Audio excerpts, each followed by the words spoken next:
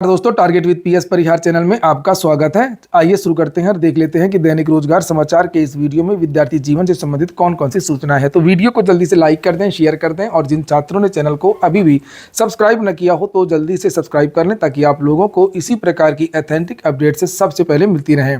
आगे बढ़ने से पहले एक सूचना उन विद्यार्थियों के लिए जो विद्यार्थी किसी भी प्रतियोगी परीक्षा की तैयारी कर रहे हैं, वे सभी अभ्यर्थी target with PS Parihar .online website को विजिट कर सकते हैं। यहाँ पर सभी भर्तियों के आप लोगों को सॉल्व पेपर मिल जाएंगे, मॉक टेस्ट मिल जाएंगे। यहाँ पर देख सकते हैं इस प्लेटफॉर्म में लगभग 17,370 मॉक टेस्ट हैं, 2240 से ज़्यादा प्रीवियस ईयर के पेपर हैं, 9,560 से ज़्यादा सेक्शनल टेस्ट हैं। और ये तो वही हैं, ऐसी ऐसी भर्तियों के आपको मॉक टेस्ट मिल जाएंगे जो किसी भी प्लेटफॉर्म में नहीं मिलते हैं। यहाँ तक कि UPSSC हाईकोर्ट की भर्तियों के भी मॉक टेस्ट आपको इसमें मिल जाएंगे। UPSSC के सभी भर्तियों के मॉक टेस्ट इसमें आपको मिल जाएंगे। और target with PS Parihar .online website में टोटल 80,000 से ज़्यादा मॉक टेस्ट उपलब्ध है। जाकर के आप लोग देख लीजिएगा। ये वेबसाइट है target with PS Parihar .online और आप लोग प्ले स्टोर में भी सर्च कर सकते हैं target with PS Parihar application. Link वैसे मैंने डिस्क्रिप्शन बॉक्स में दे दी है। चलिए शुरू करते हैं, बात कर लेते हैं सबसे पहले इलाहाबाद हाईकोर्ट भर्ती की। कल देर शाम को इलाहाबाद हाईकोर्ट सिविल कोर्ट का जो परिणाम है, हाईकोर्ट की जो भर्ती है सिविल कोर्ट की, उसका जो परिणाम है ड्राइवर, स्टेनो, जूनियर असिस्टेंट और ग्रुप डी सभी का जो पहले चरण का रिजल्ट है वो कल जारी कर दिया गया है। रिजल्ट को लेकर के तरह तरह की चर्चाएं चल रही हैं। हाई कोर्ट की भर्तियों में ऐसा नहीं है, जब से ये भर्तियां चल रही हैं तब से हमेशा धांधली की शिकायतें विद्यार्थी करते रहे। लेकिन सबसे बड़ी बात यह कि विद्यार्थी जाए तो जाए कहाँ। न तो विद्यार्थी धरना प्रदर्शन कर सकते हैं, न तो विद्यार्थी आंदोलन कर सकते हैं। हाईकोर्ट की भर्तियों के खिलाफ समान भर्ती होती तो विद्यार्थी कुछ करते भी, कहीं जाकर के ज्ञापन वापन देते। तो यहाँ पर ज्ञापन देने का भी कोई सिस्टम नहीं है और इसीलिए विद्यार्थी थक हार करके एक नियति मान करके, परंपरा मान करके बैठ जाते हैं। और चर्चा इस बात को लेकर के हैं कि हाईकोर्ट की जितनी भी भर्तियां होती हैं उनमें 60 से 70% जो भर्तियां हैं उनका पता नहीं चलता है और लगभग जो है 30% भर्तियां ही जो है वो फेयर सिलेक्शन के दायरे में आती हैं। जो भी बात हो, ये जांच का विषय, ये चर्चा का विषय है और आप लोग क्या कहते हैं जो पुराने छात्रों को कमेंट बॉक्स में बताएं। हम बात करते हैं अब हाईकोर्ट भर्ती के कट ऑफ को लेकर के। तो कट ऑफ फिर से बहुत ज़्यादा चला गया है। 100 में सामान्य वर्ग का जो ग्रुप सी की अगर हम लोग बात करें तो मैंने कल की वीडियो बनाया था कि लगभग 85 कट ऑफ गया है जनरल का और लगभग 83 कट ऑफ गया है OBC का।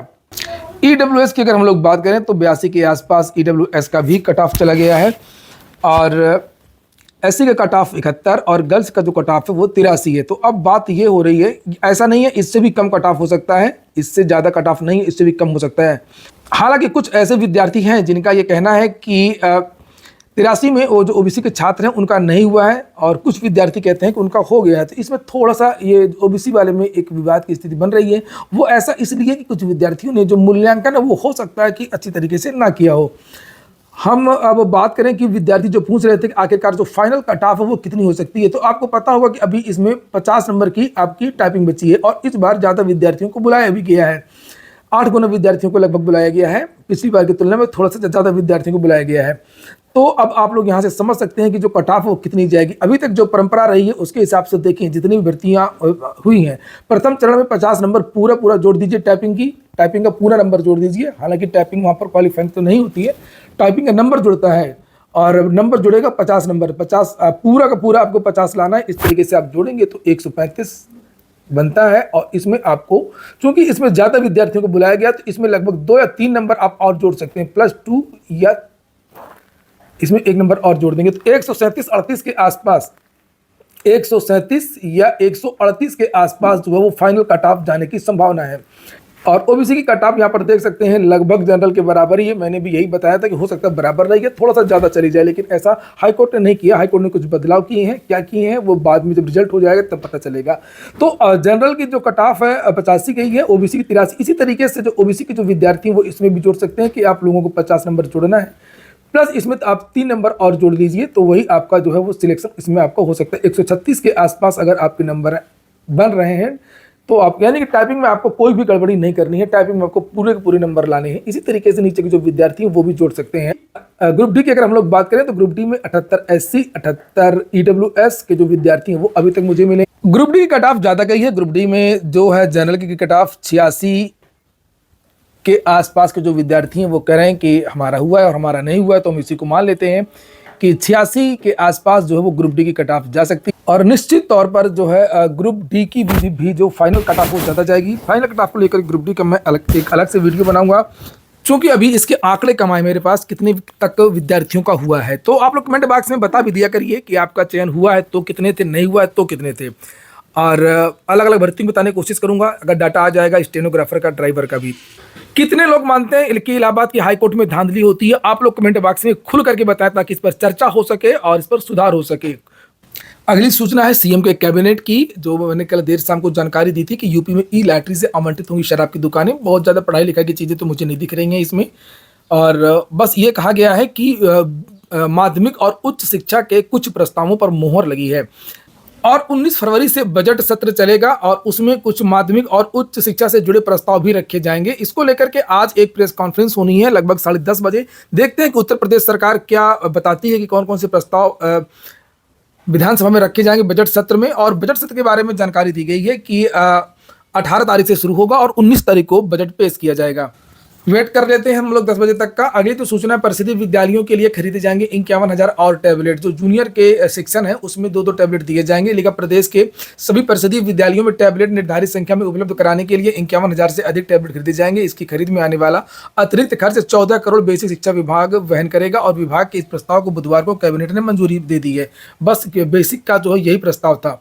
लिखा है कि 2,90,000 जो टैबलेट हैं वो वितरित किए जा चुके हैं, पर कुछ प्राथमिक और कंपोजिट जो विद्यालय हैं, उच्च प्राथमिक, ये देखिए लिखा उच्च प्राथमिक और कंपोजिट जो विद्यालय हैं वहां पर निर्धारित संख्या में टैबलेट नहीं मिले हैं और इसके लिए अब 51,667 टैबलेट और खरीदे जाने हैं। इस पर केंद्र सरकार की ओर से दिए जाने वाले बजट में अतिरिक्त खर्च आ रहा है। इस बजट के गैप को बेसिक शिक्षा विभाग अपने बजट से पूरा करेगा। दिल्ली चुनाव की भी खबरें हैं। कल चुनाव हो गए। लिखा 26 साल बाद दिल्ली की सत्ता में वापसी कर सकती है भाजपा और 10 में से 8 एग्जिट पोल के नतीजों में भाजपा, जबकि 2 रहे आम आदमी को बहुमत। तो देखते हैं, पहले आने दीजिए। हालांकि रोजगार का जो मुद्दा था वो दिल्ली में प्रमुख रूप से नहीं था। इग्नू से जो विद्यार्थी कोई कोर्स करना चाहते हैं दूरस्थ शिक्षा प्रणाली से, वे विद्यार्थी 15 तारीख तक आवेदन कर सकते हैं। इसकी जो लास्ट डेट है वो बढ़ा दी गई है। जनवरी सत्र 2025 में स्नातकोत्तर, स्नातक, पीजी, डिप्लोमा और प्रमाण पत्र कार्यक्रमों में नवीन प्रवेश की जो तारीख है वो 31 जनवरी से बढ़ा करके 15 फरवरी कर दी गई है। अगली सूचना लोक सेवा आयोग की है। लिखा है कैलेंडर में 8 साल पुरानी भर्ती शामिल है, नई कुछ जगह नहीं मिल पा रही है। और मैंने जब कैलेंडर जारी हुआ था तब बताया भी था, खुलासा भी किया था कि गौर से देखिए, इस कैलेंडर को 2025 के नाम से जारी जरूर हुआ है, लेकिन 2025 की केवल एक भर्ती है, वो भी पीसीएस 2025, जो परीक्षा साल के अंत में हो रही है। इसके अलावा कोई भी नई भर्ती उस कैलेंडर में नहीं है जिसमें विद्यार्थी ये सोचे कि ये 2025 में इस भर्ती का विज्ञापन जारी होगा। कोई भी तारीख क्लियर नहीं की है। वही बात यहाँ पर लिखा है कि सारी की सारी जो पुरानी भर्तियां हैं, पुरानी भर्तियों की तो ये लोग नोटिस जारी करके परीक्षा करवाते रहते हैं। लिखा है उत्तर प्रदेश लोक सेवा आयोग के कैलेंडर में 8 साल पुरानी परीक्षाओं को शामिल किया गया है, लेकिन नई भर्तियों को जगह नहीं मिल रही है। कैलेंडर में प्रवक्ता राजकीय डिग्री कॉलेज स्क्रीनिंग परीक्षा 2017 इस साल जुलाई में प्रस्तावित की गई है, लेकिन प्रवक्ता असिस्टेंट प्रोफेसर के 500 से अधिक रिक्त पदों पर नई भर्ती को कैलेंडर में जगह नहीं मिल पाई है। इसके साथ ही आयोग ने 2025 के आखिरी महीने में केवल सीधी भर्ती के लिए स्क्रीनिंग परीक्षाओं को कैलेंडर में जगह दी है। सीधी भर्ती कई प्रमुख भर्तियों को कैलेंडर में शामिल नहीं किया गया है। आयोग के कैलेंडर में 17 जुलाई को संगीत वादन में प्रवक्ता राजकीय डिग्री कॉलेज, तो आपने देखा होगा लास्ट में बहुत सारी स्क्रीनिंग परीक्षाओं की चर्चा की गई थी, वही बात यहाँ पर लिखी हुई है। आयोग 8 साल पुरानी भर्ती कराने जा रहा है। वहीं असिस्टेंट प्रोफेसर की नई भर्ती के लिए उच्च शिक्षा निदेशालय की ओर से 562 पदों का अधियाचन भेजा गया था, लेकिन ई अधियाचन व्यवस्था लागू होने के बाद आयोग को अब इन पदों का ऑनलाइन अधियाचन मिलने जा रहा है। ऐसे में इन पदों से संबंधित नई भर्ती को आयोग के कैलेंडर में जगह नहीं मिल रही है। नियमावली, समकक्ष, अर्हता, बदलाव, अनुमोदन, अधियाचन, सब यही चल रहा है और भर्तियां नहीं आ रही हैं। विद्यार्थी इससे प्रदेश के बहुत ज़्यादा मायूस हैं। एक भर्ती निकालना और उसको समय से पूरा करवाना रॉकेट साइंस से भी ज़्यादा कठिन हो गया है इस देश में। एक नोटिस जारी की गई है ऐसे शिक्षकों के लिए जो कई साल से नहीं आ रहे हैं विद्यालय। एक बार समाचार पत्र के माध्यम से भी जानकारी दी गई थी। लिखा है, और ये लिखा है कि जनपद अंबेडकर नगर में उत्तर प्रदेश बेसिक, एक जिले में इस तरीके से बहुत सारी जो नोटिस है वो अब जारी होंगी। अंबेडकर नगर में उत्तर प्रदेश बेसिक शिक्षा दर संचालित परिषदीय विद्यालय में ऐसे शिक्षक जो बिना किसी स्वीकृत अवकाश अथवा सूचना के अनियमित रूप से कार्यरत विद्यालयों से लंबी अवधि से लगातार अनुपस्थित हैं, जिनको इस कार्यालय में अधिकारी, खंड शिक्षा अधिकारी के विभिन्न पत्रों, नोटिस के माध्यम से उनके आवासीय पदे पर पंजीकृत डाक नोटिस दी गई, किंतु संबंधित शिक्षक शिक्षिकाओं द्वारा उक्त नोटिस का प्रत्युत्तर नहीं दिया गया और ना ही कार्यभार ग्रहण किया। तो ये लोग बड़ा कुछ दूसरे बिजनेस कर रहे हैं, कुछ काम कर रहे हैं, ठेकेदारी कर रहे हैं, कहीं कुछ कर रहे हैं।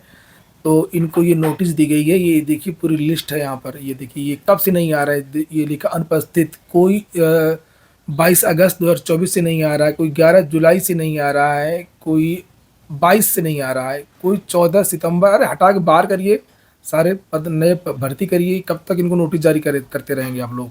और कुछ और लोग हैं 2019 से लिखा हुआ है, 2019 से ये अनुपस्थित है अब तक। ये देखिए अम्बेडकर, ये देवरिया के हैं, ये अम्बेडकर नगर के हैं। तो ये इनका एड्रेस है पत्राचार का। तो ये एक फॉर्मेलिटी होती है, नहीं तो ये हाई कोर्ट चले जाते हैं, कह देते हैं इनको पता ही नहीं चला। लेकिन इसका एक समय होना चाहिए ना, कि नियमावली बना दिया जाए कि अब 6 महीने अगर नहीं आएंगे या 3 महीने लगातार बिना बताए नहीं आएंगे तो स्वतः कार्य मुक्त कर दिया जाएगा, आप हो जाएंगे कार्य मुक्त। कुछ भर्तियों के बारे में भी देख लेते हैं जो समाचार पत्रों में आई हुई है। सुप्रीम कोर्ट से एक वैकेंसी है जूनियर कोर्ट असिस्टेंट की 241 पदों पर। लास्ट डेट इसकी 8 मार्च है। यहाँ पर ये आप देख सकते हैं, वेबसाइट sci.gov.in 18 से 30 के बीच के युवा आवेदन कर सकते हैं। विस्तृत नोटिफिकेशन और अधिक जानकारी भी आपको sci.gov.in पर मिल जाएगी। AAI से भी वैकेंसी आई है और ये 224 पद हैं जूनियर व सीनियर असिस्टेंट के। इसकी भी लास्ट डेट 5 मार्च है। 10वीं 12वीं ग्रेजुएशन आप जाकर के देख लीजिएगा। और ये वेबसाइट है aai.aer। ये AAI जो है वो है airport authority of India. Railway group D से भी आवेदन चल रहे हैं, समाचार पत्र में उसके बारे में भी जानकारी दी गई है। 32,438 पदों पर यह भर्ती है रेलवे ग्रुप डी की। CISF से भी ड्राइवरों की वैकेंसी निकली है 1124 पदों पर। इसकी भी लास्ट डेट 4 मार्च है, तो 4 मार्च तक आवेदन कर सकते हैं। इसमें मान्यता प्राप्त बोर्ड से मैट्रिकुलेशन समकक्ष लिखा है। इसमें एक चीज़ नहीं लिखी है, इसमें ड्राइविंग लाइसेंस भी होना चाहिए, हैवी वाला, और LMB वाला भी होना चाहिए। आज की वीडियो में इतना ही। पूरा वीडियो सुनने के लिए बहुत बहुत धन्यवाद।